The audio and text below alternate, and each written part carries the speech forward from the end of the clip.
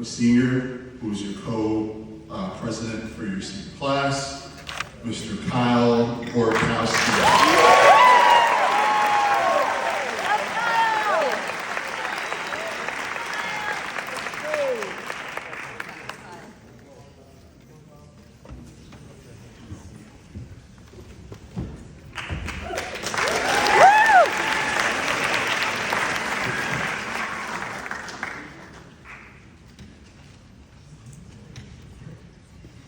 Good afternoon, families, faculty, guests, friends, and graduates of the class of 2025. To commence means to begin, or the beginning of something. Despite this illogical title, we're here to celebrate the end of high school. On the other hand, today is also a celebration of the future we're all about to step into. Thus, an end and a beginning. So as we prepare for that beginning, I want to reflect on 5 things that have shaped our journey and will carry us forward. Family, the past, where we come from, fear, and change. Let's start with where it all began, family. The day before high school started, I sat at my dining table with 2 cream cheese mini bagels, and I cried uncontrollably. Why was I crying though? When asked what was wrong, all I could do was make something up.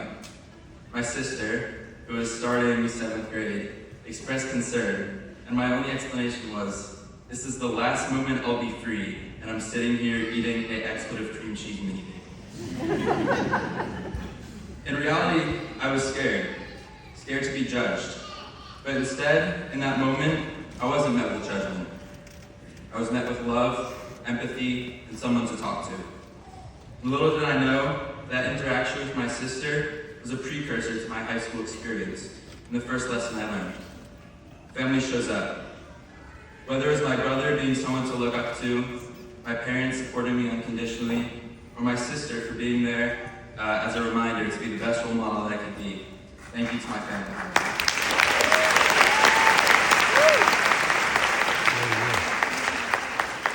And a special thanks to all of the families who helped us get here. I know many of my peers share the same sentiment.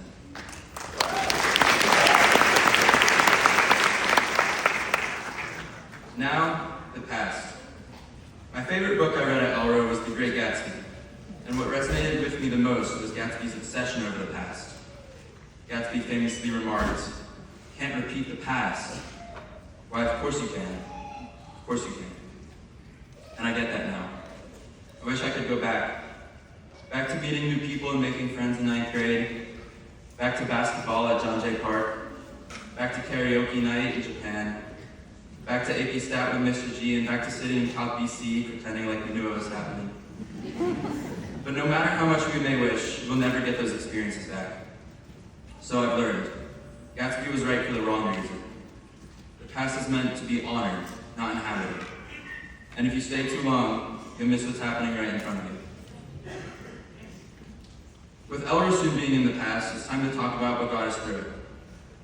It is well established that for anyone to succeed, it is imperative that they receive help or mentorship. When I learned I was going to Elro, of course I knew what I was getting myself into. Elro's challenging reputation precedes itself. I know Ms. Fink will be proud of me for this Dante's Inferno analogy. That day before school, I sat there like Dante, off the straight and narrow path. Now, I'm not confirming our school's infamous nickname Elro, or saying it was all easy. Sure, I failed my fair share of BC quizzes, but this wouldn't be a celebration if it wasn't hard. And now that we've reached paradise, I realize those are teachers and our classmates who acted as Virgil, guiding each other through Elro. And as we walk across the stage, we reach the light, us, Dante, and paradise, accepting the diploma. And instead of the image of God, it's Principal Saliani.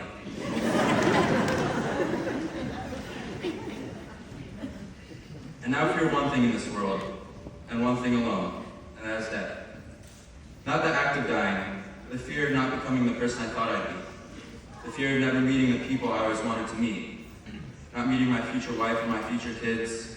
Never seeing the Yankees win a World Series. I fear missing the moments that take one from simply existing to actually living. Recently, I had a conversation with a friend about a similar idea. Does knowing that we all inevitably die give life less meaning, or does it enhance its meaning? He thought life loses its meaning, but I couldn't disagree more. What he failed to realize is that our depleting time is a gift, not a curse. If we live forever, all of the necessity is gone. Nothing would matter today because there's always tomorrow. The death gives life meaning.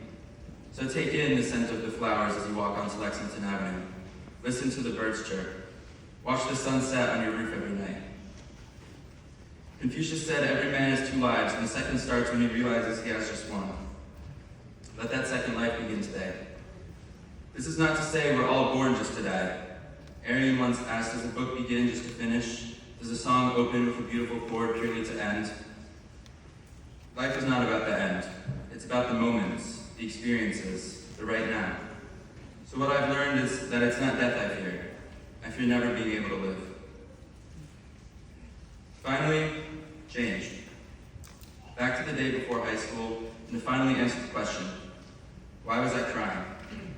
I realized I was terrified of change. I loved who I was before high school. I so desperately wanted my life to stay the same, I failed to realize that's what life is. Life is change. Life is supposed to change and change you. Change is not an option. It's a guarantee that refines us and allows us to become someone greater. This moment, right now, graduating from high school, will change us forever. However, despite how important it is to recognize how much we really do change, it's easy to lose sight of who we are right now. I think Charlie from The Perks of Being a Wallflower put it best. I know these will all be stories someday, and our pictures will become old photographs. We'll all become somebody's mom or dad. But right now, these moments are not stories. This is happening. So to my fellow graduates of the class of 2025, congratulations on this ending, and good luck in your new beginnings. Thank you.